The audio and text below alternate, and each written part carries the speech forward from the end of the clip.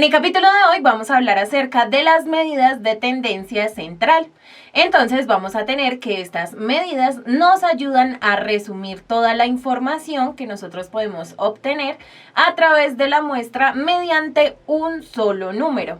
Entonces, por ejemplo, si nosotros tenemos diversos grupos, diversos estados, diversos estratos, diversos conglomerados, entonces nosotros podemos resumir todos estos grupos o todas estas asignaciones mediante un único número, el cual nos va a ayudar como un representante a cada una de estas divisiones. Esto con el fin de poder encontrar un único valor que nos ayude a representar el centro de la distribución en la cual estamos trabajando. A este valor lo podemos denominar como un valor central, un valor centralizado. También se le puede conocer con el nombre de media, un parámetro central, un parámetro de tendencia central o de centralización. Entre estas medidas de tendencia central encontramos tres que son las principales para estos casos. Tenemos la media, la mediana y la moda.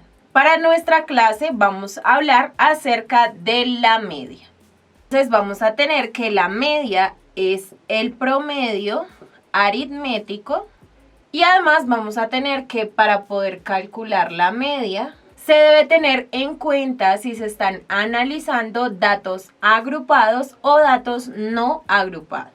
Por ejemplo, si nosotros tenemos datos no agrupados, entonces vamos a tener los siguientes datos. Entonces, por ejemplo, si nosotros tenemos los siguientes datos, 1, 2, 2, 3, 3, 3, 4, 6. Entonces vamos a tener que para calcular la media, esta va a ser igual a la suma de todos los datos dividido el total de datos. Entonces, para este caso vamos a tener que nuestra media va a ser igual a 1 más 2 más 2 más 3 más 3 más 3 más 4 más 6 sobre el total de datos, es decir, 1, 2, 3, 4, 5, 6, 7, 8 datos. Y esta va a ser igual, entonces tenemos 6 más 4, 10, más 3, 13, más 3, 16, más 3, 19, más 2 nos daría 21, más 2 nos daría 23, más 1 nos daría 24 sobre 8. Y tenemos que 24 dividido 8 nos da 3. Eso quiere decir que la media para estos datos que son no agrupados sería 3. Por lo tanto, podemos decir que la media o el promedio va a ser igual al valor 3. Ahora vamos a mirar qué pasa con los datos que son agrupados. Ahora, si se presentan datos agrupados, entonces vamos a tener que nuestra media está dada a partir de la siguiente fórmula. Entonces vamos a decir que la media, que la vamos a representar mediante X barra, va a ser igual a la sumatoria desde i igual 1 hasta un k de los f sub i por x sub i sobre. Entonces vamos a tener que x sub i va a ser igual al punto medio. Vamos a tener que f sub i será la frecuencia absoluta y n va a ser la muestra. Entonces acá tenemos n va a ser nuestra muestra. A continuación vamos a ver un pequeño ejemplo donde podamos determinar nuestra media. Si por ejemplo tenemos estos tres intervalos de 2 a 8, de 8 a 14 y de 14 a 20, entonces vamos a tener que x sub i va a ser el dato central, es decir, debemos sumar 2 más 8 y lo dividimos en 2. Entonces tenemos que 8 más 2 nos daría 10, dividido 2 va a ser igual a 5. Entonces el número 5 va en los x sub i.